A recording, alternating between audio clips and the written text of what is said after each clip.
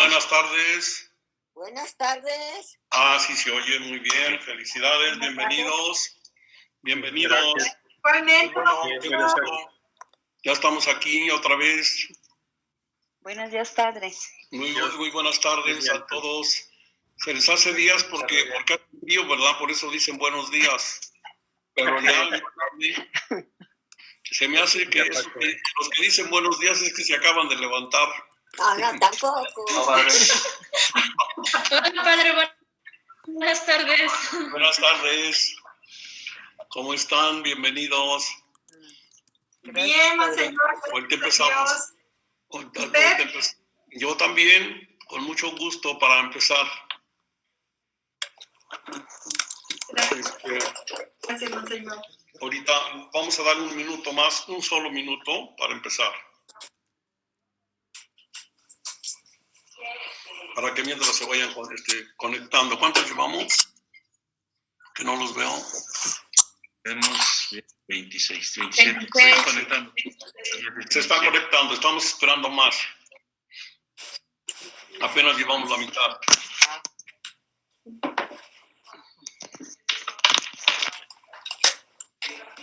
Poco a poquito ya vamos llegando.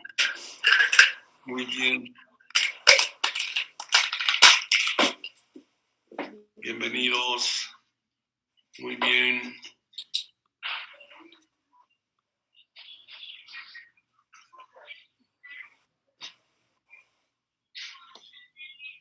Vamos a orar siguiendo siempre este librito, La subida al monte Sinaí. Rainiero canta la mesa. Es una forma de decir, porque está hablando de el encuentro con Dios, cómo debe ser un verdadero encuentro con Dios. Y pensé en ustedes, porque todos los que estudian la palabra de Dios andan buscando encontrarse con Dios. Y aquí, capítulo a capítulo, va poniendo las condiciones de cómo se puede uno encontrar con Dios. Que nos tocó hoy, la oración la está tomando del capítulo 11 de Mateo, verso 25, porque el tema es sobre cómo entrar en el misterio de Dios. ¿Cómo entrar en el misterio de Dios? Para entrar en el misterio de Dios hay que despojarse, dice Canta la Mesa, hay que despojarse de toda soberbia, de toda sobreestimación, como lo estuvimos viendo en Pablo. Llegar a la humildad y sencillez de corazón, que es el único traje, la única ropa que Dios necesita para que entremos en su gran misterio. Es decir, de tal manera que por eso al final de ese capítulo, que creo que es el 13, termina con una oración, la oración misma de Cristo, que la voy a tomar del Evangelio porque es la cita ahí. O sea, yo voy a tomar esa oración, es igual en Mateo que en Lucas. Me gusta mucho la de Lucas, es casi igualita. Está copiada una de la otra, de la llamada fuente Q. Nada más tiene 2 añadiduras de Lucas pequeñitas que son clásicas al principio. Ubico la oración. Esta oración Cristo la pronuncia después de que manda a los 70 discípulos y regresan muy contentos porque los espíritus se les someten. Y Jesús les corrige un poco la página. Mirad que os he dado el poder de pisar serpientes y escorpiones. Y sobre todo esto, el poder del enemigo, y nada os podrá hacer daño. Pero no os alegréis de los espíritus, que los espíritus se os sometan, alegraos de que vuestros nombres están escritos en los cielos. Y luego dice que Jesús se emocionó. Que Jesús se emocionó, dice, en aquel momento se llenó de gozo Jesús en el Espíritu Santo. Esta introducción es muy lucana, porque uno de los temas teológicos de Lucas, que ya lo podremos ver en febrero, es precisamente el Espíritu Santo. Y el otro es la alegría. Son dos frasecitas con las que se introduce la misma oración que trae Mateo. Y dice la oración: yo te bendigo, Padre, Señor del cielo y de la tierra, porque has ocultado estas cosas a los sabios y inteligentes y se las has revelado a los pequeños. Sí, Padre, pues así te ha parecido bien, así ha sido tu beneplácito. Todo me ha sido entregado por el Padre, y nadie conoce quién es el Padre sino el Hijo, y quién es el Hijo sino el Padre y aquel a quien el Padre se lo quiera revelar. Pero la nota principal es: yo te bendigo, Padre, Señor del cielo y de la tierra, porque has ocultado estas cosas a los sabios e inteligentes y se las has revelado a los pequeños. Con eso no estamos diciendo Jesús, ni tampoco el comentario de Canta la Mesa, que no busques a Dios tratando de conocer y profundizar más en su palabra, sino que no pierdas el piso, que le pidas a Dios siempre el don de la humildad, de la sencillez, de sentirte hermano con todos, como lo vamos a ver ahora inmediatamente. Estábamos en el capítulo 12, por si alguien no pudo venir ayer porque avisamos muy rápido. Les hago una especie de resumencito chiquito para los que no hayan llegado ayer. ¿Cuántos tenemos ya ahorita? 46. 46, todavía faltan. Les hago un pequeño resumencito. Pablo se está defendiendo de los judaizantes, es decir, de los cristianos de origen judío que habían llegado o de Antioquía o de Jerusalén a predicar algo distinto a lo que Pablo había predicado. Y lo hacen en esta carta llamada En Lágrimas, que va del capítulo 10 al capítulo 13. Y ya habíamos visto un trozo del capítulo 10, donde Pablo empieza por enfrentar las acusaciones. Estos intrusos habían hecho creer a los corintios de que Pablo era una persona muy valiente de lejos y por escrito, pero que de cerca era pusilánime. Y por ahí empieza Pablo. Eso fue lo que trabajamos ayer en el capítulo 10, diciendo que no, que él que no quiso por prudencia utilizar el poder que el mismo Cristo le dio al mandarlo a predicar el Evangelio, pero que si va otra vez a Corinto, entonces sabrán que pues él tiene todo el poder de corregir y de establecer la disciplina dentro de ellos. Y después habla hermosamente de lo que es el trabajo de los discípulos, de los predicadores. En el capítulo 11, ayer empezamos leyendo el verso 22, para los que no vinieron ayer, verso 22 y siguientes, donde hace una especie de mención de todos los obstáculos que ha tenido a lo largo de su ministerio y que todo lo ha hecho por llevarles la buena nueva. Aparte les dice que él, pudiendo haber cobrado sus trabajos, lo hizo gratuitamente porque gratuitamente había recibido el poder de llevar la palabra. Y por último, y allí nos quedamos, para poder atacar a fondo a los superapóstoles, como les llama él, va a hacer un poco se va a seguir defendiendo Pablo, va a defender su propia presencia dentro de los corintios, diciéndoles, pues como ya les había dicho acá en el 11, si ellos son hebreos, también soy yo. Si son israelitas, también soy yo. Si descienden de Abraham, también yo. Si son ministros de Cristo, digo una locura.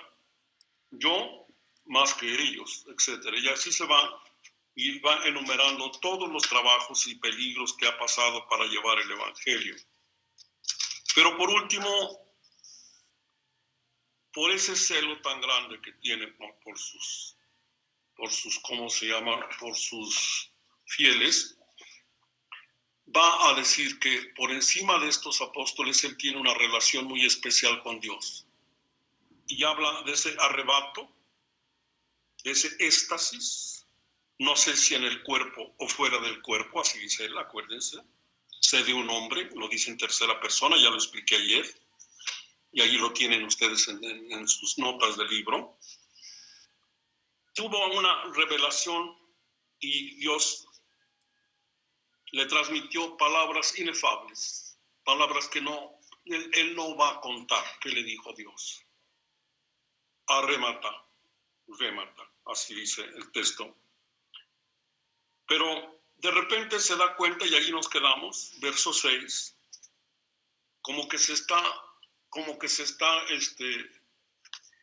de por sí empezó con una especie de pudor a hablar de esas cosas tan íntimas que le sucedieron. Y en el verso 6 empieza lo que yo llamo la diástole. Hay dos palabras. Sístole es cuando se sube y diástole es cuando se baja. Y aquí el verso 6 parece que empieza a bajar, porque se da cuenta que, pues como que está presumiendo demasiado, como que está en su lenguaje de él, está gloriándose demasiado. Y por eso ya en el capítulo 12, en el verso 6, empieza a darse cuenta de lo que está, ¿cómo se llama? Diciendo. Dice aquí, si pues quisiera gloriarme, verso 6, cauge sastai, no sería yo un necio, afron, no sería yo un necio, diría yo la verdad. Este ero es un futuro del ego, diré la verdad. No me quedaré parco, no diré más de lo que debo decir, para que no sea que alguien llegue a imaginarse algo más sobre mí, al ver y al oír algo de mí mismo.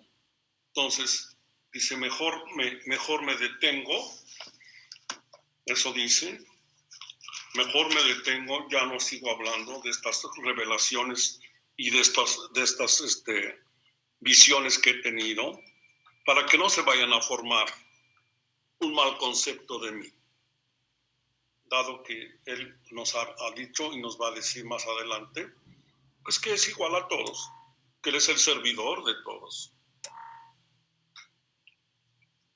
Había yo apuntado esto.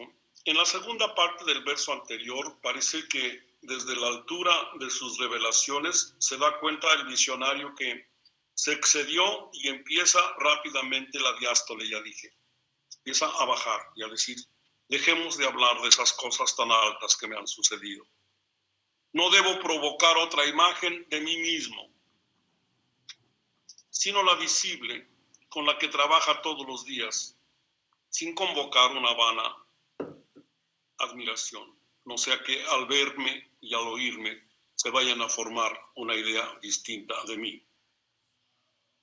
Y luego viene ya el verso 7, 8 y 9. En el verso 7,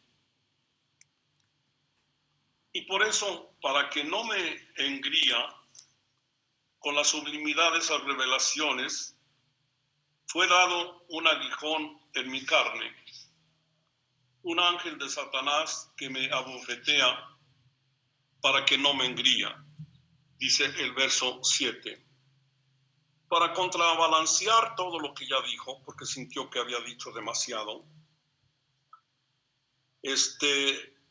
para contrabalancear los extraordinarios favores místicos, el apóstol expone en los 3 versos siguientes el mundo frágil y humano de su propia personalidad. La palabra aguijón, lógicamente, es una metáfora. En el mundo real, en el mundo físico, es un objeto afilado que puede hundirse en el cuerpo de alguien. Aquí, sin duda, se trata de una metáfora. Metáfora. Lo que cambia de nivel, una comparación en donde los dos términos están ocultos, pero cambian de nivel. Por ejemplo, lo estoy diciendo para los que no estén muy acostumbrados, una cosa así sencilla: refrena tus pasiones. Allí hay una comparación. Solamente se frenan los caballos. Pero si te digo refrena tus pasiones, estoy cambiando de nivel. Pero estoy diciendo que a tus pasiones te pueden, necesitan que las refrenes. Ya cambié de nivel.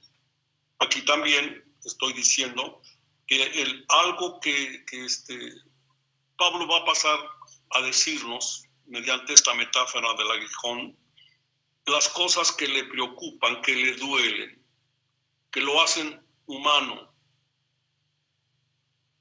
y tan humano como todos los demás que llevamos sufrimientos. Esta metáfora habla de algo desagradable que le producía dolor. No sabemos de qué se trata porque no lo revela Pablo. Muchos exégetas han hablado y han querido expresarse. Unos han creído que se trataría de la concupiscencia con sus asaltos y tentaciones. O sea, para que no me ande yo creyendo por estas revelaciones tan altas que he tenido, quiero recordarles que yo también tengo algo que se clava en mi ser, un aguijón en mi carne. Y no sabemos de qué se trate. Otros dicen que no se trata de asaltos y tentaciones de la concupiscencia, sino de alguna enfermedad. Hasta se han atrevido a señalarla.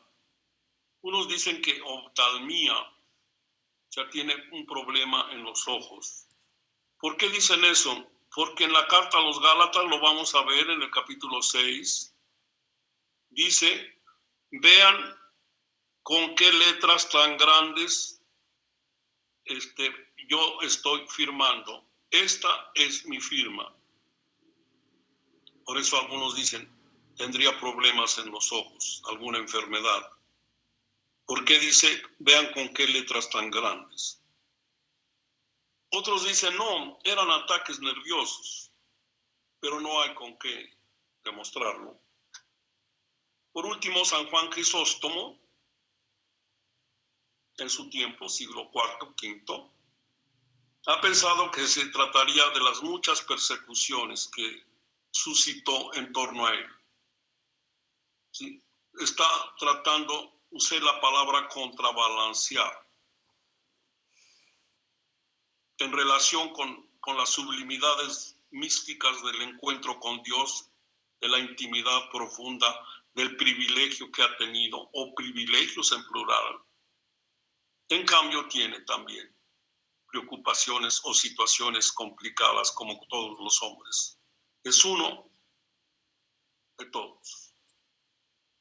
Otra vez regreso a donde empecé con la oración. Entre más querramos acercarnos a Dios, necesitamos no perder nuestra dimensión de criaturas dependientes, de ser verdaderamente humildes. El verso 8, dice el verso 8,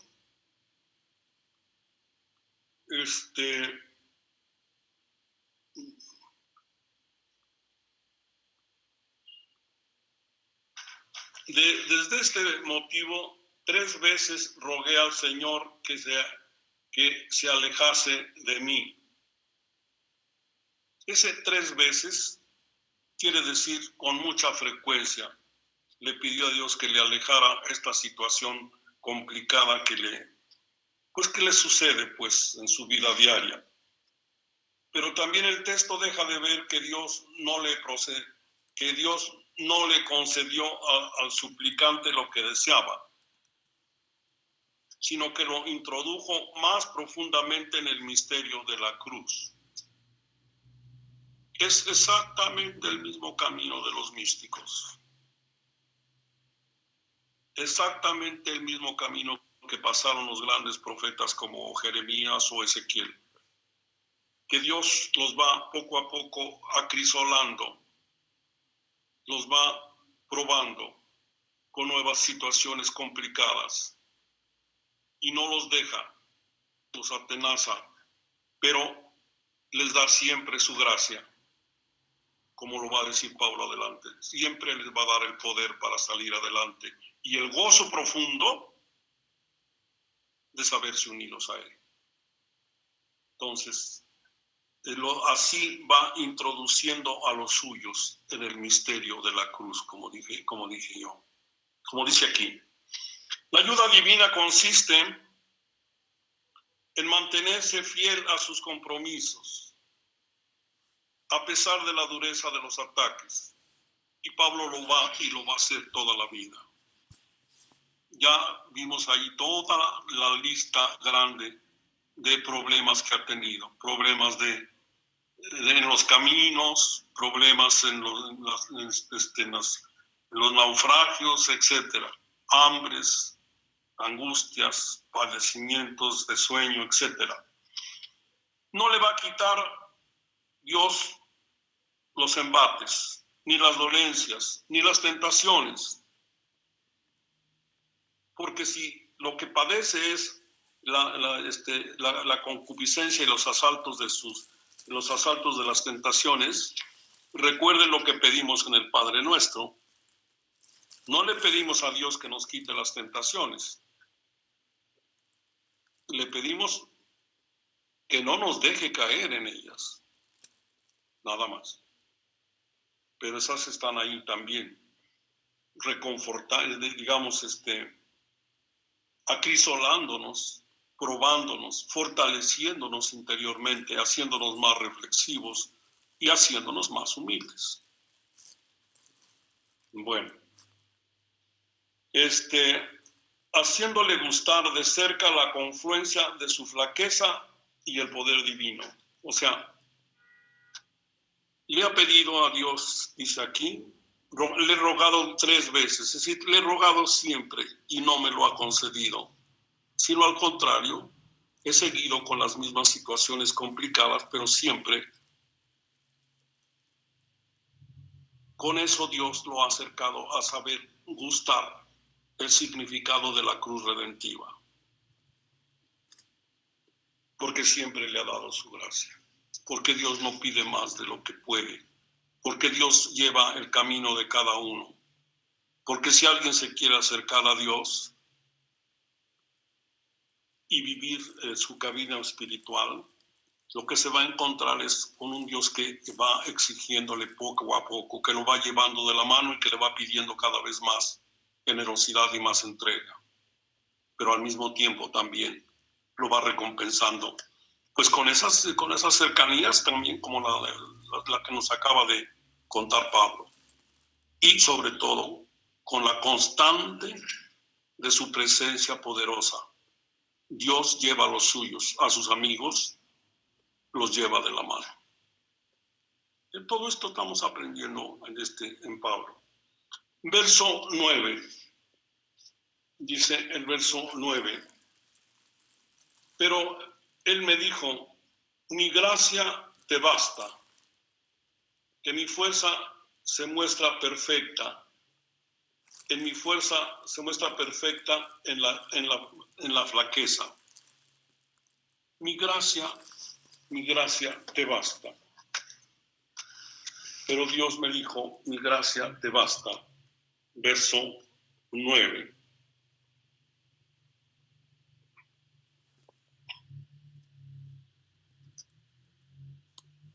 Y me dijo, arque soy, jeharismo. Mi gracia te es suficiente. Arque soy, jeharismo. Mi gracia te es suficiente. Pues la fuerza en la debilidad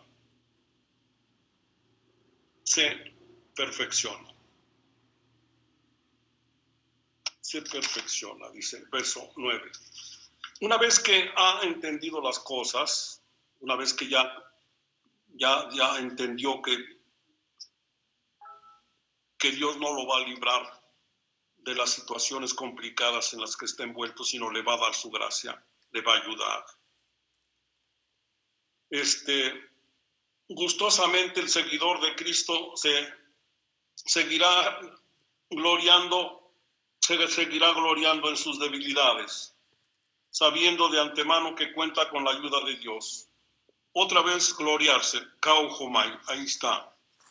Pero les dije, no me lo pierdan, porque en las dos cartas de Pablo, en estas dos de Corinto, aparece 35 veces el verbo kauhomai. Me voy a gloriar en mis debilidades, pero también me voy a gloriar en los dones que Dios me da, porque sabe que el Señor, es decir, Cristo, camina con Él. Y esta frase que voy a decir ahorita no lo olviden nunca. Gloriarse de la misión, de los carismas o de las debilidades es un acto de reconocimiento al Creador. Por eso voy a tratar de explicarlo más. Una forma un camino indispensable para que lleguemos al equilibrio interior de nosotros mismos es primero conocernos, como decía Sócrates, el filósofo de Atenas. Nosti seauton, andaba diciendo por las calles de la ciudad. Conócete a ti mismo como principio indispensable para saber quién eres y qué buscas. Conócete a ti mismo, nosti seauton.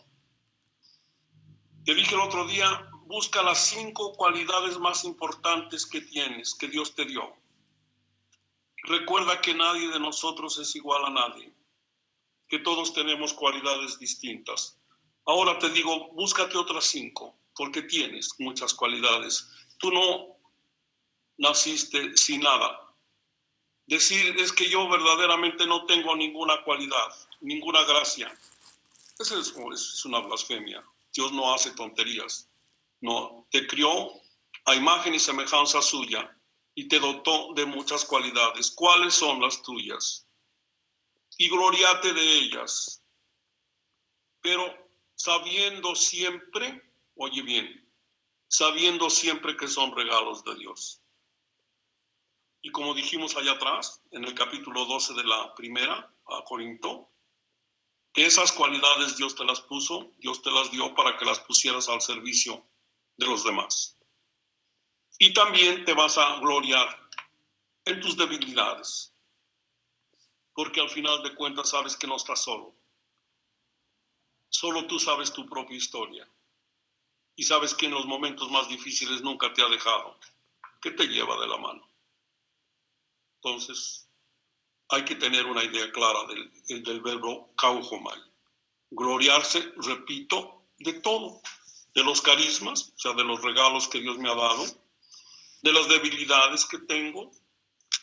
Al final de cuentas es un acto de glorificación a Dios. Todo te lo debo. Todo es gracia. Todo te lo debo. Todo es gracia. Y de pasada, ayúdame, Señor, a no perder jamás mi condición de criatura, dependiente de ti, hermano de todos, con debilidades iguales. Bueno, por último, verso 10 y 11, los últimos versos que quedamos aquí, porque ya de ahí ya se puede ya leer todo lo demás. Por tanto, con sumo gusto seguiré gloriándome, sobre todo en mis flaquezas, para que habite en mí la fuerza de Cristo. Y luego el 10. Por eso me complazco en mis flaquezas, en las injurias, en las necesidades, en las persecuciones, en las angustias sufridas por Cristo. Pues cuando estoy débil, entonces es cuando soy fuerte, dice el verso 10. Cuando soy débil, es cuando soy fuerte. Cuando soy débil, es cuando soy fuerte. Jotan gar asteno, cuando estoy débil, eso dice. Cuando, jotan es cuando, gar es pues, asteno es estar débil. Cuando estoy débil, tote dinatos eimi. Entonces tengo más fuerza, entonces soy más fuerte. Ve cómo termina muy bien. Y luego dice, Gegona afron gimeis, me enacásate. Dice, me he vuelto loco. Afron. Imprudente, pues vamos a traducir, pero también se puede traducir como loco. Ahorita veo cómo traduce la Biblia de Jerusalén. Porque vosotros me habéis llevado allá, me habéis empujado a eso. Dice el verso 11. Cierra bien esta sesión toda la carta. En realidad la disertación busca la aprobación y la estima de sus destinatarios, leyendo a fondo en todas sus recomendaciones. Se sienten sus preocupaciones apostólicas, pero también un cierto celo por ellos. Digo yo aquí un poco desproporcionado. Pero nosotros nos vamos a quedar con toda la parte positiva de esta carta. La portada de sus reflexiones es teológica y con ella nos vamos a quedar. En todas las partes hay anhelos pastorales profundos. Pues Pablo fue primero pastor que teólogo, o fue teólogo porque fue pastor, como quiera. O sea, le interesa decir, ¿qué estoy diciendo? Que por encima de todo, antes de ser un teólogo, es alguien que tiene conciencia que a través de su doctrina que anda predicando va a acercar personas a Dios. Le preocupan las personas. El objeto primero de todas sus correrías son las personas, porque quiere llevarlas a Dios. Y por eso es teólogo. Su capacidad de reflexión, porque eso es un teólogo, alguien que sabe reflexionar los acontecimientos desde Dios. Ese es el teólogo. Y Pablo lo es. Para eso fue a la escuela en Jerusalén. Para eso se perdió 14 años en el silencio del desierto de Arabia. Para reflexionar, para entender la palabra de Dios y aplicarla a los demás. Y es un teólogo muy flexible, porque él no da clases siguiendo una temática, como lo pudiera hacer un teólogo dogmático en un seminario o en una universidad, porque allí lleva los temas y van guiados los temas y van encadenados. No, Pablo es un pastor que con su teología responde a las necesidades concretas de las ovejas, cualquiera que sea esa necesidad. Por eso dije, sus cartas son casuales, pero son altamente ilustradas por su teología. Pero insisto, nadie de los seminaristas que están aquí estudia para saber. Nadie de los, ¿cómo se llama?, de los asesores que están aquí estudian para saber, sino estudian para vivir y estudian para transmitir su fe a los demás. Y les tiene que interesar el pueblo de Dios. Si no les interesa el pueblo de Dios, es que todavía no aman suficientemente a Dios como Pablo lo amaba.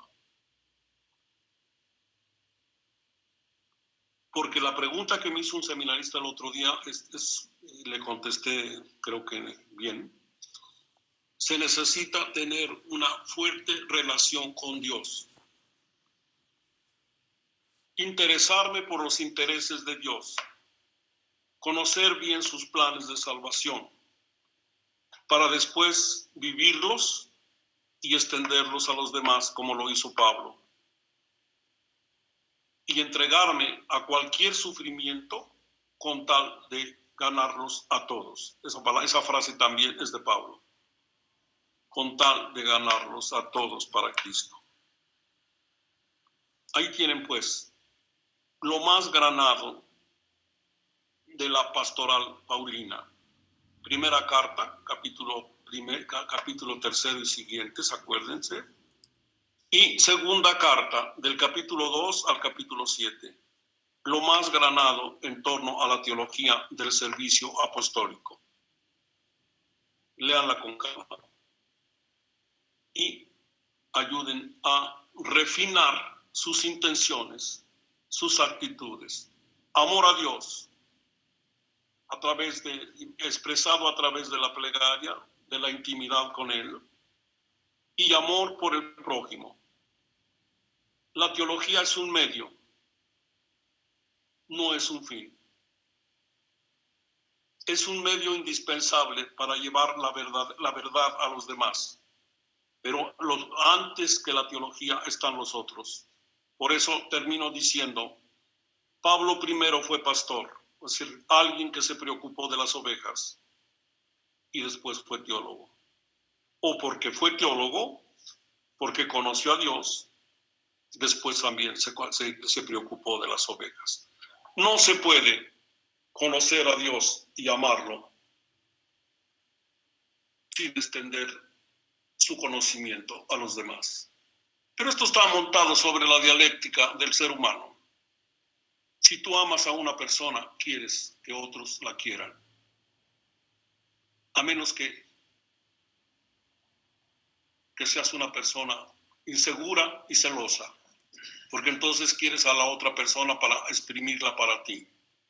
No, si amas verdaderamente a alguien, quieres que a ese alguien le vaya bien, que otras personas también lo estimen. Lo mismo aquí. Si amas a Dios sobre todas las cosas, querrás que otras personas se acerquen a Él. Y estarás dispuesto a jugártelas como Pablo, con tal de que la palabra de Dios les llegue a todos. Ya terminé la segunda carta.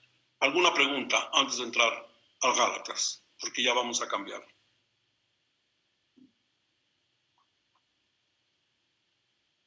estamos con alguien extraordinario, alguien que te llegó a tener una íntima relación con Dios y que aún su lucha difícil, sus palabras ríspidas, como yo le llamé, están pensadas en la idea de salvar a su comunidad de la disolución que proponían los llegados, los intrusos que llegaron de Jerusalén o de Antioquía, después de que luchó contra aquellos que se fueron apartando de embelesados por la retórica en la primera carta a los Corintios, por la retórica de Apolo. Entonces, hasta aquí está defendiendo su apostolado. ¿Alguien que quiera decir algo, algún comentario? Porque si no, entramos a Gálatas.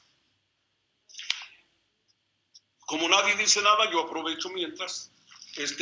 Fíjense bien, recuerdo, ya se los dije varias veces, yo tomo pedazos de las cartas que considero importantes para que desde allí puedan leer toda la carta.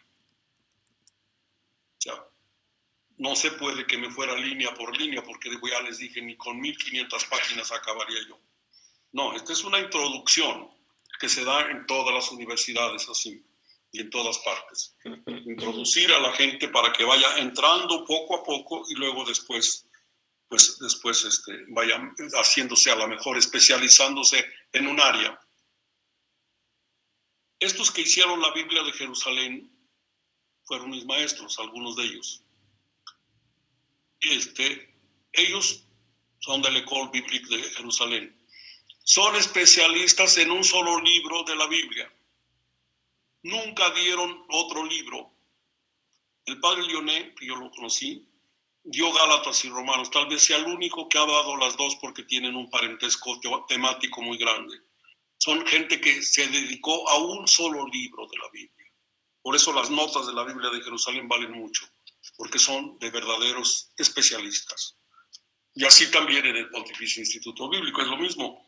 Ya se trata de que poco a poco entremos, vayamos entrando más y más hasta quedarnos con un área de toda la Biblia, porque es mucho el dominarla completamente. Pero entonces lo que tienen aquí es suficiente para que lean ya las dos cartas, porque son estas dos últimas cartas que vimos. Son un tratado fundamentalmente, yo recargué más la tinta en la teología del apostolado, porque tengo enfrente a personas que van a ser sacerdotes, que van a dedicar su vida totalmente al apostolado. Monseñor, perdone, ¿cuál es su especialidad? Porque yo no la descubro. Usted habla de cualquier tema, en cualquier momento, en cualquier lugar. Bueno, porque la vida me ha ido llevando después de muchos años por muchas partes, pero yo me dedico a la Sagrada Escritura. Esa es mi especialidad. Yo estudié en el Pontificio Instituto Bíblico y después en la École Biblique de Jerusalén. El bíblico está en Roma. Entonces me dedico a eso. Yo en el seminario llevo 45 años dando Nuevo Testamento. Doy cuatro libros. Doy las cartas de Pablo, doy el libro de los Hechos de los Apóstoles, doy el Evangelio de Juan y sinópticos. Otros padres dan otras partes de la Biblia. Gracias. Gracias. Sí. ¿Alguien más? Sí, padre. Sí. Con el versículo 8 del capítulo 12 de esta segunda carta a los Corintios, me llamaba la atención que las cartas pues son pastorales, precisamente como usted nos ha compartido, porque responden a situaciones concretas de las comunidades. Entonces me hacía pensar que hay como pocos momentos donde Pablo refleja, o por lo menos así lo estoy viendo hasta ahorita, donde Pablo refleja sus momentos de oración. Sí. Como apartarse, como lo hacía Jesús, que se apartaba, y veo que son pocos los momentos que Pablo expresa en sus cartas. Sí, Sí, lógicamente, una persona que está tan unido a Dios y que ya dedicó toda su vida a Dios, si no tiene esa dimensión profunda de relación con el ser amado, la oración es la expresión del amor. Entonces no va a tener pues el suficiente oxígeno para seguir predicando al mismo Señor. Se supone que Pablo era un hombre tan profundamente de oración que por eso tuvo también esas revelaciones y esas contemplaciones, esos éxtasis, esa relación tan íntima, tan mística con Dios. No se podría llegar a lo que ya les decía el otro día de la carta a los Filipenses, a decir, todo lo tengo por basura con tal de ganar a Cristo. O no se podría llegar a lo que dice Gálatas, que vamos a ver ya pronto. Ya no soy yo, es Cristo que vive en mí. En el 2:20 de Gálatas, ya pronto la vamos a ver, ya vamos a entrar. Sí, se supone siempre, insisto, qué bueno que se volvió a tocar el mismo tema. Un teólogo empieza de rodillas y termina de rodillas. De la teología dogmática, de la Sagrada Escritura y de la teología dogmática, se pasa a la liturgia. De tal manera que la liturgia es la máxima expresión de la vida cristiana. Es ¿cómo se dice? Fuente y cumbre de la vida cristiana. Me refiero a la relación con Dios que se hace en comunidad, la liturgia. Pero la oración personal, que no es litúrgica porque es personal, es la más circunstanciada de todas las oraciones. Como esta que hicimos hoy, esta oración que hicimos con Cristo, es una oración circunstanciada. Les dije, está contentísimo, Cristo se llenó de gozo, porque esos humildes pescadores ya habían ido a predicar el Evangelio. ¿De dónde sacaron palabras si no habían ido a la escuela?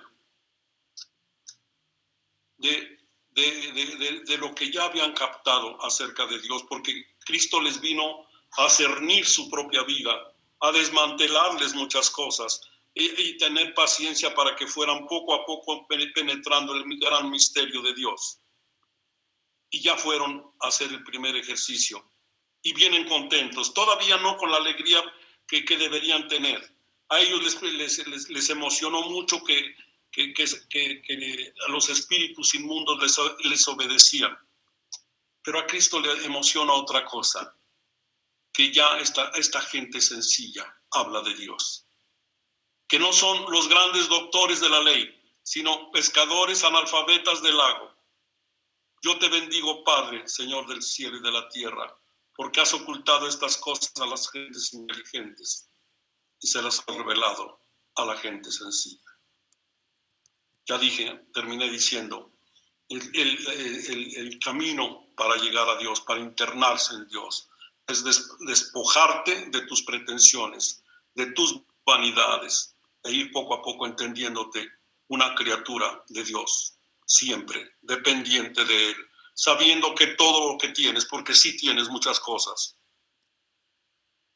son regalos de Él, que debes agradecer siempre.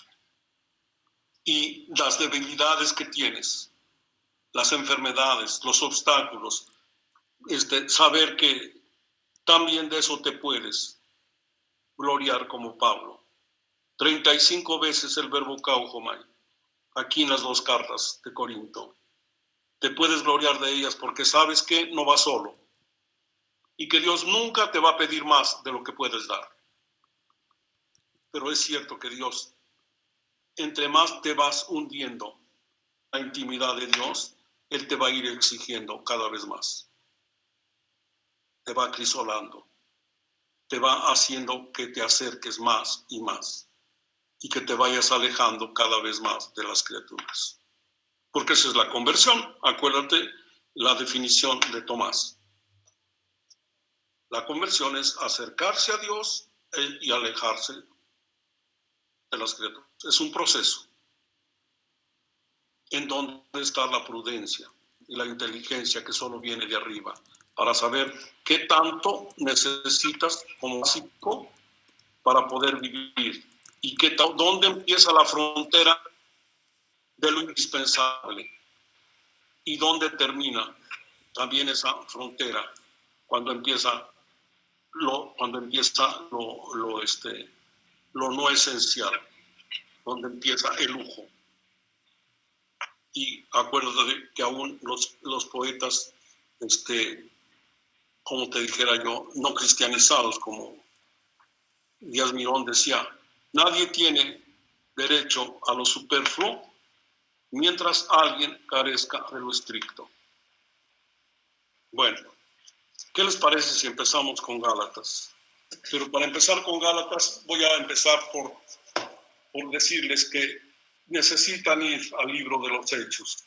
El libro de los Hechos va muy íntimamente conectado, es la labor de Pablo. Es Pablo misionero. A partir del capítulo 13 en adelante, Pablo va a ocupar el primer lugar de todo el libro hasta el capítulo 28.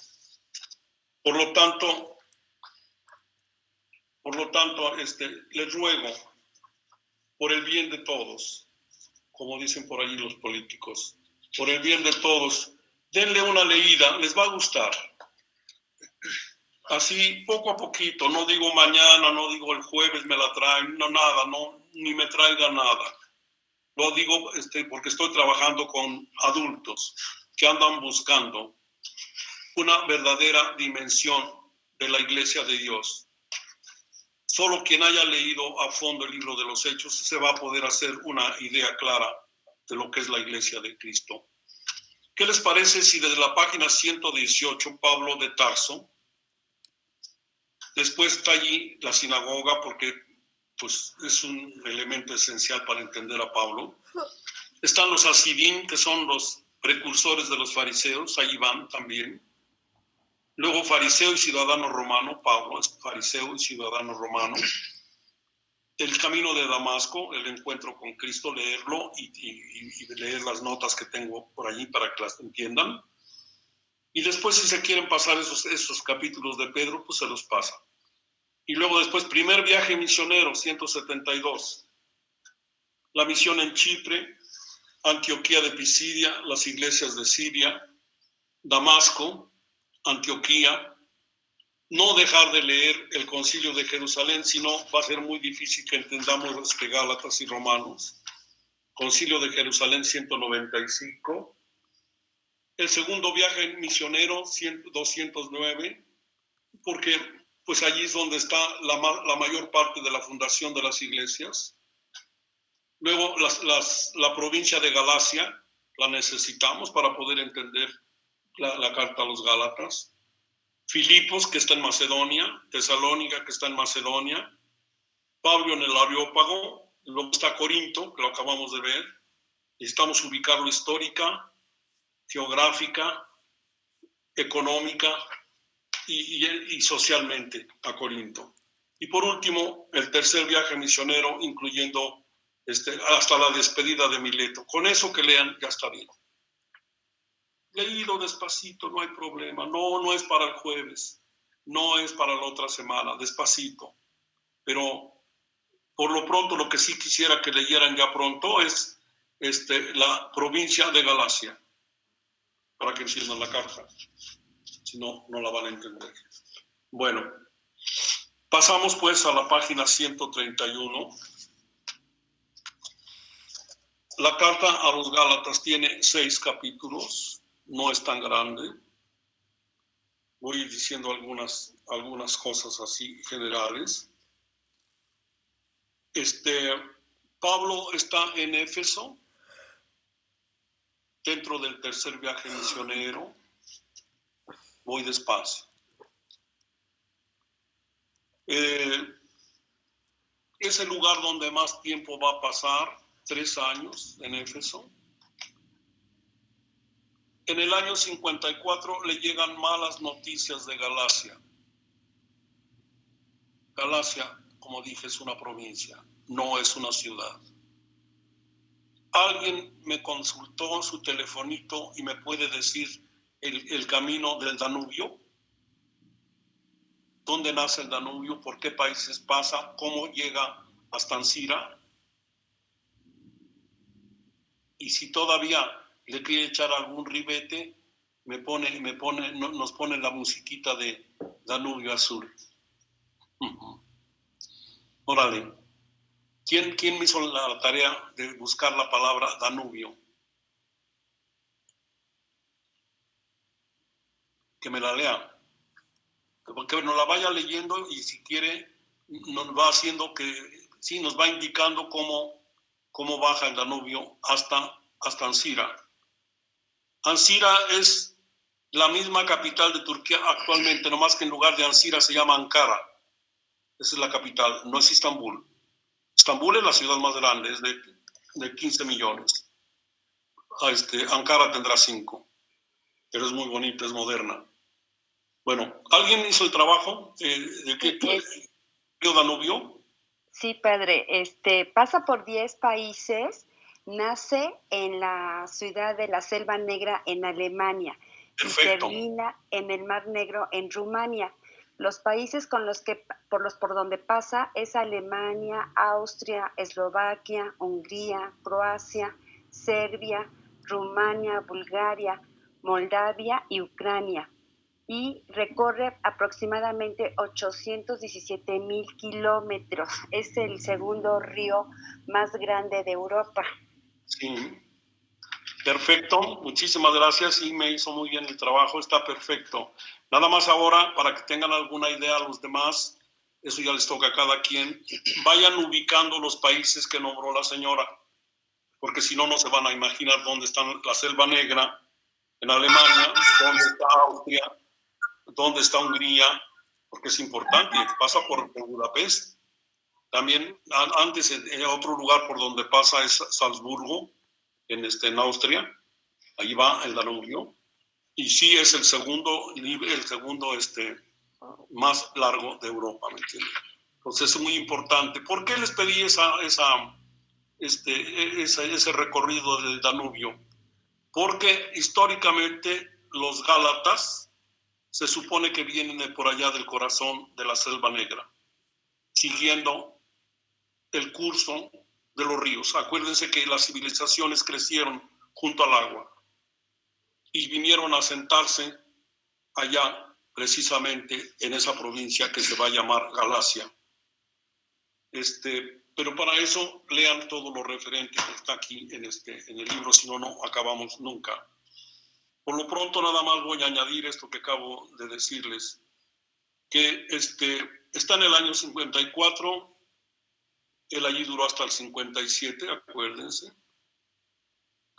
La segunda carta que acabamos de ver, de hecho, una parte la escribió allí en Éfeso. Éfeso es una ciudad muy bella, es una de las grandes ciudades, de las 5 grandes ciudades del Imperio Romano. Todavía está en pie gran parte de la ciudad. Y le trae malas noticias. Para eso necesitan leer también, si pueden hoy, entre hoy y de aquí al martes, pueden leer todo lo que se refiere a Galacia, pero también el Concilio de Jerusalén, para que nos entendamos. Porque en el Concilio de Jerusalén se pusieron de acuerdo, después del primer viaje misionero, Pablo, Bernabé y los que venían de Antioquía, con los de Jerusalén, con Pedro, Santiago y Juan y los presbíteros de la comunidad. Llegaron a un acuerdo más grande que haya hecho la iglesia, yo creo, en todos los siglos, que los paganos también pudieran tener acceso al bautismo. Imagínense nada más, vamos a imaginar las cosas al revés, que no hubieran tenido acceso los paganos al bautismo. No hubiéramos dejado nunca de ser una secta del judaísmo. Y si el judaísmo tiene 25 millones de gente actualmente, nosotros seríamos nosotros no seríamos, sino judíos exclusivamente de sangre, los que pertenecerían a esa secta creada por Cristo y por lo tanto sería menor que el número de los judíos. Sin embargo, gracias a esa apertura somos 2.000 millones de gentes que aceptamos a Jesús. Ir por todo el mundo, predicar el evangelio a toda criatura, a todos los pueblos, Oregüentes, Caimaceteus, ir por todo el mundo, ahí se abrió. Pero en el concilio de Jerusalén, Pedro tomó la palabra, después Santiago, lo van a leer ahí, y dejan abiertas las puertas. Basta con que el pagano, empezando por los prosélitos, ahí ya se explica qué es un prosélito, abandonen sus ídolos, crean en la existencia de un solo Dios, se arrepientan de sus pecados, crean en la ¿cómo se llama? En la muerte y resurrección de Cristo como fundamentos de salvación para que sean bautizados. Y se les pide que se abstengan de 3 cosas. Que se abstengan de la carne de los animales ofrecidos a los ídolos, que se vendían en los mercados. Segundo, que se abstengan de la sangre de los animales ahogados, que eso lo manda la Biblia, es lo único que queda vivo de toda la Biblia, porque ellos creían que la sede de la vida está en la sangre. Capítulo 17, verso 11 de Levítico. Levítico 17, 11. Y que se abstengan de la porneia, es decir, de la fornicación. Nada más, para que puedan tener acceso a Cristo. No les exigen ninguna ley y tampoco ya no les van a exigir la circuncisión ni nada, mentira. Bueno, esos son los tratos que se llevaron a cabo allá en el Concilio de Jerusalén. Pero, ¿qué pasó en el año 54? Le llegan malas noticias a Pablo de allá de Galacia, donde había estado 2 veces, nada más. Y una vez se estuvo un tiempo porque, como lo vamos a ver, se enfermó y durante toda su convalecencia estuvo predicando el evangelio en Galacia. Bien, aquí tienen unos prenotandos generales. Es parte de lo que estoy diciendo en este momento. En los capítulos, la carta tiene 6 capítulos. En el capítulo 1, se va a defender Pablo. Otra vez, vamos a encontrar a otra gente. Esta sí que viene de Jerusalén. Son también judaizantes. Son los que no admitieron el concilio y ya eran bautizados. Pero habían sido probablemente de origen fariseo. Porque el libro de los Hechos de los Apóstoles dice que sacerdotes del templo y también fariseos se convirtieron al cristianismo, pero no pudieron abstenerse de los rigores de la ley. Y fueron a Galacia a decirles a los gálatas, primero, que Pablo no era de los 12, que por lo tanto no era un verdadero apóstol. Pues ese es un argumento, como lo llamamos nosotros, ad hominem. Es decir, fueron a destruir la apostolicidad de Pablo. Segundo, que lo que anda predicando Pablo acerca de la justificación como don gratuito de Dios, no es cierto, que tienen que someterse a la circuncisión y guardar los mandamientos, y guardar las fiestas del año litúrgico judío. Eso fueron a predicar. Y Pablo, lógicamente, va a reaccionar. Va a reaccionar. Y si ustedes se ven, vamos a hacer un recorridillo por encima. Si abran su epístola a los Gálatas. Dense cuenta de una cosa. Primera cosa, tiene la parte del mitente y de los receptores. Es así lo tiene. Pablo, apóstol, no de parte de los hombres, ni por mediación de los hombres, sino por Jesucristo, Dios y Padre, etc. Eso sí lo tiene. ¿Pero qué creen que no tiene? Es la única carta que no tiene. La acción Las de gracias. gracias. No Las tiene la gracias. acción de gracias. Y no tiene la acción de gracias porque seguramente Pablo pensó que no había nada de qué dar gracias. Estaba enojado. Está enojado. Y fíjense cómo empieza diciendo en el verso 6. Me maravillo de que abandonando al que os llamó por la gracia de Cristo, os paséis tan pronto a otro evangelio. Está llamando a la predicación de estos apóstoles falsos, le llama otro evangelio. Bueno, después en el verso, más, en el verso, ¿cómo se llama? Más abajo, necesito otros benditos para poder leer mejor.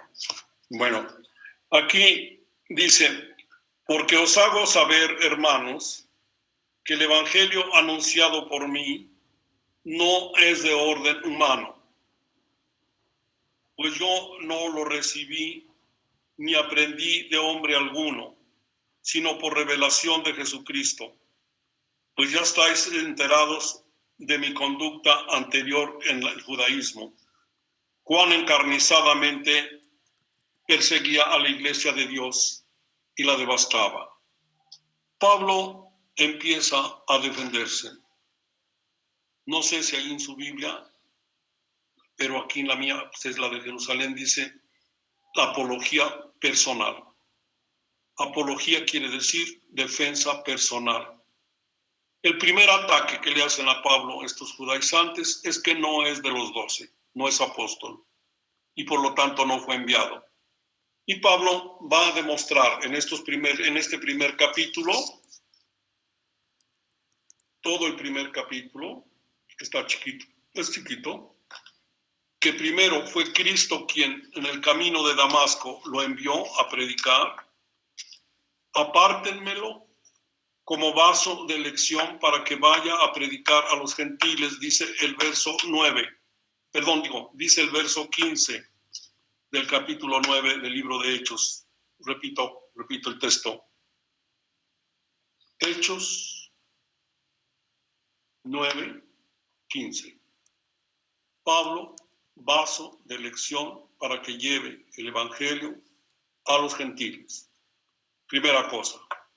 Segunda cosa, va a hablar de su vocación a la manera de los profetas. Se va a colocar a ese nivel.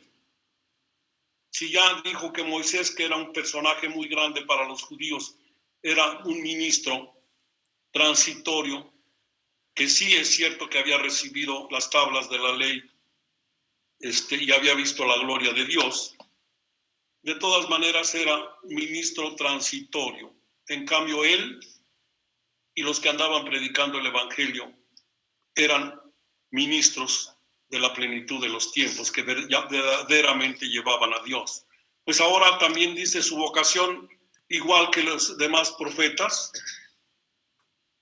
él también fue llamado desde el vientre de su madre para ser apóstol.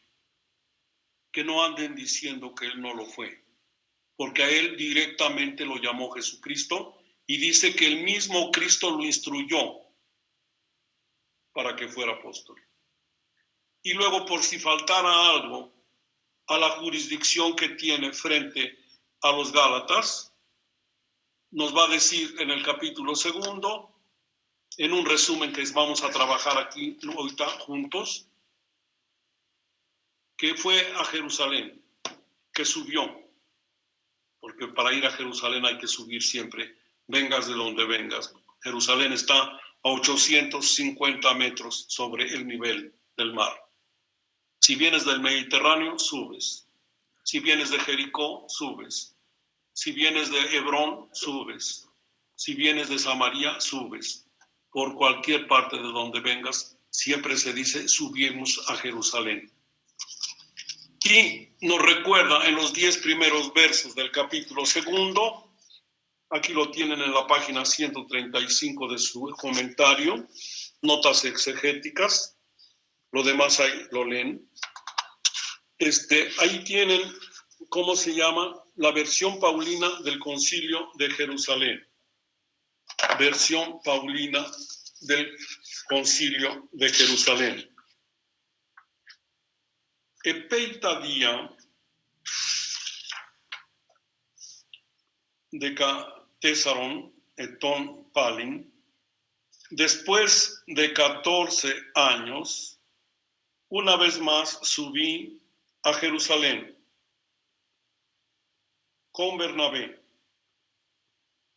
y con nosotros llevamos a Tito. Dice aquí el texto. Subimos siguiendo una revelación para demostrar el evangelio que yo predico a los gentiles. Para que los que son algo o los que se tienen en algo me dijeran si no he corrido en vano, si no corro en vano o he corrido en vano. Edramón. Lista Trejo Edramón. Entonces dice, les está diciendo a los Gálatas, no se dejen engañar por estas personas que vienen de Jerusalén. Probablemente también con cartas, no sabemos si de Santiago, pero sospechamos. Van a ver cómo más adelante voy a tener que pronunciar esa palabra. A mí no me gusta, pero parece que Santiago tampoco estaba tan de acuerdo con el Concilio de Jerusalén. Yo me pregunto si los 2.300 obispos que participaron en el Vaticano II supieron lo que firmaron. O me pregunto más bien, para ser benévolo, ¿cuántos por ciento de los 2.300 obispos que estuvieron en el Vaticano II supieron lo que firmaron y pudieron seguirlo? Porque el hombre es un animal de costumbres y se acostumbra a lo que vive y a lo que le enseñaron y le cuesta mucho trabajo. Y a muchos nunca dan el paso. La historia va cambiando conforme las gentes o se flexionan interiormente para entender los nuevos tiempos o se mueren. Es la cosa. Entonces, no juzguemos a nadie. Santiago había hablado allá en el Concilio de Jerusalén y había dicho que sí, que Dios había preparado desde siempre la salvación para todos los pueblos. Pero después vamos a sospechar aquí en la carta a los Gálatas que él mandaba a esa gente a vigilar la predicación de Pablo. Y hay elementos para decirlo. Bueno, vamos pues ahora sí a Gálatas, ya va a ser hora.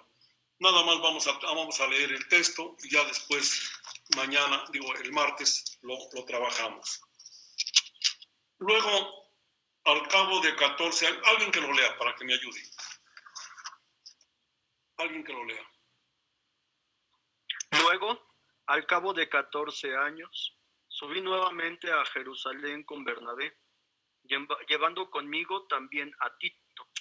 Subí movido por una revelación y les expuse a los notables en privado el evangelio que proclamo entre los gentiles, para ver si corría o había corrido en vano. Pues bien, ni siquiera Tito, que estaba conmigo, con ser griego, fue obligado a circuncidarse.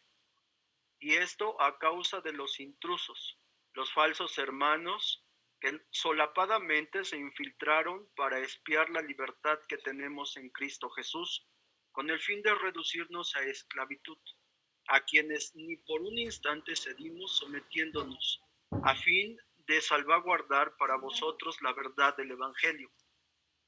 y de parte de los que eran tenidos por notables, no importa los que fuesen, Dios no mira la condición de los hombres. En todo caso, los notables nada nuevo me impusieron. Antes, al contrario, viendo que me había sido confiada la evangelización de los incircuncisos, al igual que a Pedro la de los circuncisos, pues al que actuó en Pedro para hacer de él un apóstol de los circuncisos, actuó también en mí para hacerme apóstol de los gentiles. Y reconociendo la gracia que me había sido concedida, Santiago, Kefas y Juan, que eran considerados como columnas, nos tendieron la mano en señal de comunión a mí y a Bernabé, para que nosotros fuéramos a los gentiles y ellos a los circuncisos. Solo nos pidieron que nos acordáramos de los pobres, cosa que he procurado cumplir. Hasta allí, gracias. Esta última, después lo voy a explicar, nada más que de una vez lo digo ahora. Esta última condición no está en el relato de Lucas del capítulo 15 del Hechos, en el concilio de Jerusalén. Esta lo menciona solamente Pablo, porque está haciendo su propia relación de lo que pasó en Jerusalén en el encuentro con Pedro, Santiago y Juan. Y dice que le pidieron que se acordara de los pobres. Y recuerden, ya lo vimos en la segunda carta a Corinto, que él anda haciendo una colecta en favor de los pobres, que aparece en ¿qué capítulos de la segunda carta? 8 y 9. 8 y 9, exactamente. Él anda haciendo una colecta y al final, cuando vean allí, si leen lo que les pedí de favor, que leyeran del libro de los Hechos de los Apóstoles, cuando se despide de los ancianos de allá en Mileto, ya lleva el dinero para entregárselo a Santiago y Santiago se lo pueda repartir a la gente pobre de Jerusalén. Entonces, dice que le hicieron ese encargo. ¿Alguna pregunta antes de irnos? Ya. Para que no se queden con alguna cosa.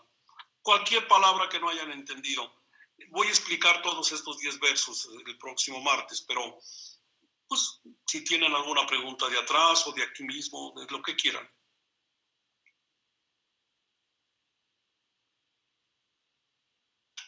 ¿Nada? Monseñor, en el de 2 de Corintios, capítulo 6, versículo 4, dice: antes bien nos manifestamos en todo como ministros de Dios, soportando con frecuencia tribulaciones, necesidades, angustias, 50 azotes, cárceles y alargadas fatigas, desvelos, ayunos. Pasando al versículo 10, dice: y lo hacemos con nobleza, ciencia, paciencia y bondad, con la ayuda del Espíritu Santo y apoyándonos en una caridad sincera. Pero también, Monseñor, habla de suerte de tribulaciones. ¿A qué suerte se refiere? Ya por dije, fuera y por dentro, temores. Sí, ya dije, acabo de decir hace rato, que no sabemos exactamente a veces a qué se refiere a lo que él le llama metafóricamente el aguijón de la carne. O sea, si a las tribulaciones que padece, a las persecuciones según Juan Crisóstomo, o a los arrebatos de sus propias pasiones y concupiscencias que todos tenemos, o también a las, la incomprensión de la gente, a las situaciones concretas que tiene el apostolado. Fue 5 veces, dice allí, ¿cómo se llama? Le dieron 39 azotes, 40 azotes menos 1.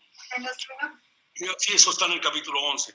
Pues a eso se refiere, que todo apostolado tiene trabajos que hay que vencer, situaciones complicadas, pero que bienaventurados los que sufren por causa de la justicia, porque de ellos es el reino. O sea, Dios, como dije hace rato, no nos pide más allá de lo que podemos dar, pero sí nos va pidiendo, porque nos va acrisolando, es decir, nos va probando interiormente, nos va reafirmando en el verdadero amor a Él, hasta que el amor sea verdadero, más completo, de tal manera que el amor sublime, que a lo mejor no conocemos del todo, es el que se gasta Dios con nosotros, porque el amor verdadero es solo el que va de aquí para allá,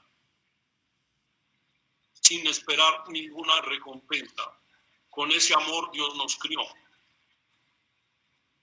y ese amor es sublime, y Dios quiere que cada día el amor que le tenemos sea cada día más puro, que no tenga ningún interés, sino amor que es simple y sencillamente afición afectuosa, purísima hacia Él, como Él la tiene hacia nosotros.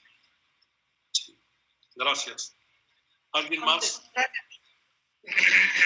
Gracias. ¿Alguien más? Sin miedo, no pasa nada. Monseñor, siguiendo la mentalidad entonces de San Pablo, se puede decir que hasta cierto punto, como pastor, uno se puede gloriar, obviamente sabiendo de que los carismas, las virtudes, las cualidades provienen de Dios, pero gloriarse en el sentido de ser o hacerse ver ante las personas como ejemplo, sí, pero en el sentido de compartir esas gracias, esos carismas que provienen de Dios, que también ellos pueden participar de ello. Sí, gracias. Está muy buena tu pregunta. También sabes por qué, porque a veces hay reuniones de sacerdotes, por ejemplo. A lo mejor en una reunión media plural de sacerdotes no puedes hablar de gracias especiales o de situaciones que resolviste, que tenías complicadas en tu parroquia o en el grupo humano donde estás trabajando.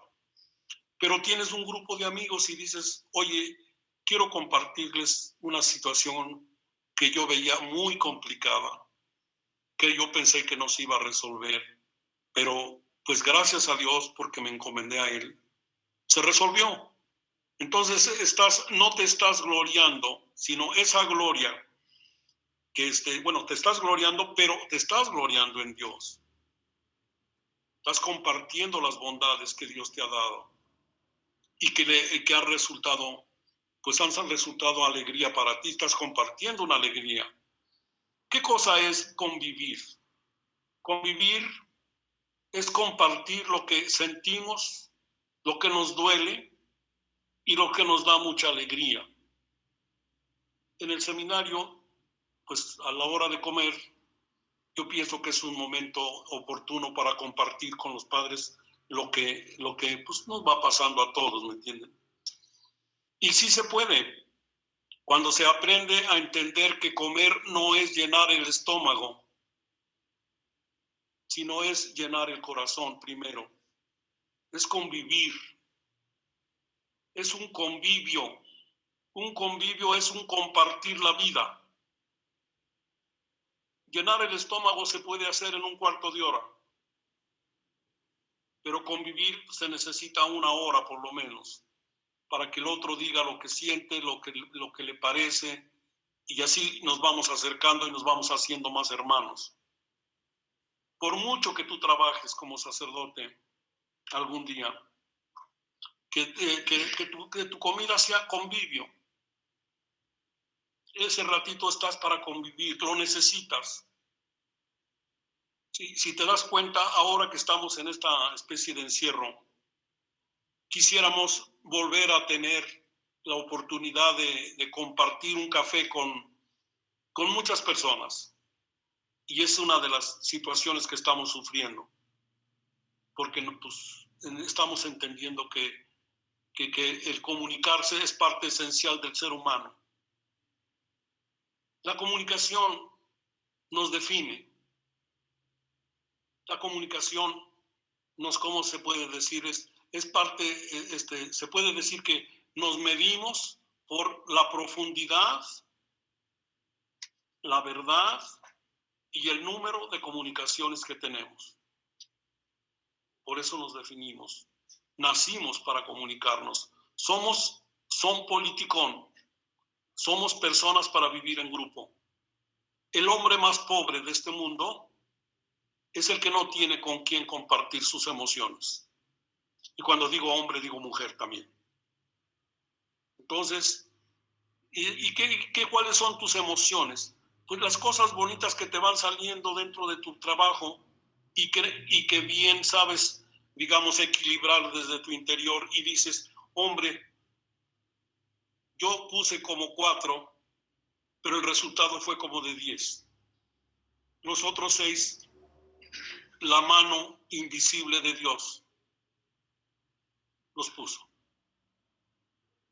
No, una vez me acuerdo que estábamos en una reunión en la UPAEP con un teólogo español y le preguntaron que por qué creía en Dios. Y él dijo, porque siempre he sentido que alguien camina sobre el techo de mi casa. Así dijo. Y me preguntaron, bueno, dijeron que quién quería hablar. Yo dije, yo creo en Dios porque a mí no me salen las cuentas. Yo pongo 10 y a veces me salen 100. Es decir, estoy admitiendo que muchas cosas me vienen de Dios. Entonces, gloriate en tu Dios. Comparte lo bueno que Dios te ha dado. Comparte tus carismas. Comparte. También puedes compartir tus debilidades. No hay problema, estás entre hermanos. Ya, puedes compartir tus debilidades con la gente que más quieres, con la gente que más te va a entender. Ese es el gloriarse, el kaujomai de Pablo, ¿me entiendes? Está bien la pregunta, pero no se te olvide, las comidas son convivios, no son espacios para llenar el estómago. Gracias. Te lo digo con cariño porque yo quiero que te realices, ¿no? ¿Alguien más? Yo, padre. Bueno, en Pablo, cuando él acepta las tribulaciones, la persecución, lo acepta porque sabe que su fortaleza está en Dios y que Dios lo fortalecerá ante esa situación. Podemos considerar de algún modo que la aridez espiritual, la sequedad espiritual, pudiera ser un acrisolamiento de Dios. Perfectamente. En este libro que estoy entresacándoles porque no los estoy leyendo. Exactamente el capítulo anterior, donde rezamos con la oración de San Francisco, habla precisamente de esa prueba que tienen los místicos, que de repente como que se les aleja Dios, como que la oración ya no les sabe mucho. Es parte del acrisolamiento. Es seguir siendo fieles a Dios aunque no lo sientan tan cerca. Debe ser algo muy fuerte, ¿no? Pero, pues muchos, o la mayor parte de los místicos llegan a ese momento. Este capítulo entero, te voy a decir de este libro cómo es el capítulo 13. Sal y ponte en el monte ante el Señor. Y empieza por describir Elías. Habla de ellos, de los místicos que tienen esa situación. Habla de, por ejemplo, te pone de ejemplo a ver si te leo un pedacito. A ver si lo encuentro, porque si no. ¿Dónde está? Bueno, total, te lo cuento lo que dice aquí, porque no me acuerdo bien dónde está. Esta judía, que se apellida Stein, pues lógicamente era media atea, pues. Y un día le cae en las manos, tenía amigos cristianos, y le caen en las manos las obras de Santa Teresa. Y empieza a leer, y se pasa la noche leyendo porque le gustó. Y termina al otro día yendo a comprar un catecismo. Se pone a leer el catecismo, se pone a meditarlo, y va a la parroquia más cercana y toca y le pide al sacerdote que la bautice. Aquí lo dice, pero para hacerte la cortita, entiende que la experiencia que vive Teresa de Ávila es una gran experiencia que ella quisiera vivir, y se hace monja carmelita y termina canonizada. Aquí está en el libro. O sea, sí hay ese espacio, ese tiempo en que Dios va acrisolando, y una de las formas más feas, o sea, más difíciles, duras, no feas, una de las pruebas más duras que Dios pone a la persona es de repente esconder su rostro. ¿Para qué? Para probar la fidelidad del místico, ¿me entiendes? Pero después viene el consuelo, después llega el consuelo, porque Dios tampoco, nunca deja a nadie. Y si quieres voy a terminar con algo, con lo que termino cuando llevo personas a Jerusalén. Terminamos allá una noche en Getsemaní, solos, el templo cerrado, nada más el grupito, con el Santísimo expuesto, haciendo la oración de Cristo y sintiendo esa especie de abandono de parte del Padre.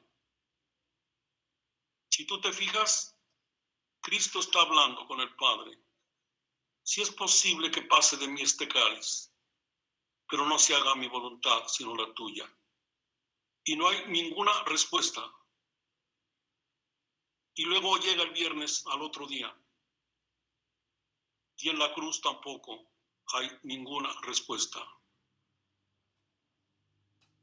Pedí 3 veces a Dios que me quitara las tribulaciones,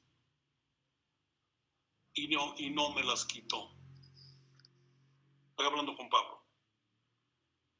Simplemente me dijo, mi gracia te basta. Yo te voy a ayudar. Tú vas a contar siempre conmigo. Yo te llevo de la mano. Abandónate. Todo eso lo sacamos de aquí, de estos textos preciosos de Pablo. Gracias por la pregunta. Sí. Pero debes tener en cuenta, nunca te va a pedir Dios más de lo que puedes dar. Pero sí, ciertamente, pregúntale a Jeremías, ¿qué tanto le pidió Dios a él? Lee un poquito hasta del capítulo 1 al capítulo 20, nada más de Jeremías, para que te des cuenta cómo Jeremías no quería saber nada de Dios. Llegó el momento en que dice, no, tú me engañaste porque era yo jovencito. Me sedujiste. La palabra me engañaste, me sedujiste, es la misma que se usa cuando se engaña a una muchacha. Y me dejé seducir. Pero ya no quiero servirte porque soy el hazmerreír de la gente. Predico el bien y todos se ríen. Pero después él mismo dice, pero siento que tu palabra me quema los huesos por dentro. Ya no puedo vivir sin hablar de ti. Experiencia de otro místico del Antiguo Testamento. Bueno. ¿Ya quedó o le seguimos? Ya quedó, para que no se cansen. ¿Cuántos vinieron hoy? 56. Y bajaron 4, somos 60. Bueno, nos vemos el martes. Entonces, se leen por favor, ya les pedí de favor todo lo que está aquí sobre la provincia de Galacia. Gracias por que me hayan traído el dato del río Danubio. El otro, el más largo de Europa, es el Elba. Sí, es el Elba. Ese tiene 3,000 kilómetros de recorrido. Nos vemos. Gracias, padre. Hasta luego. Nos vemos, sí. Gracias, Monseñor. Dios bendiga. Que coman sabroso. Gracias, Monseñor. Que no se les olvide lo que preguntó el seminarista, que la comida es un convivio. Gracias, Monseñor. Gracias, Monseñor. Hasta luego. Gracias, Monseñor. Buen apetito. Que Dios los bendiga. Gracias. Gracias, igualmente. Buenas tardes a Buenas todos. tardes a todos.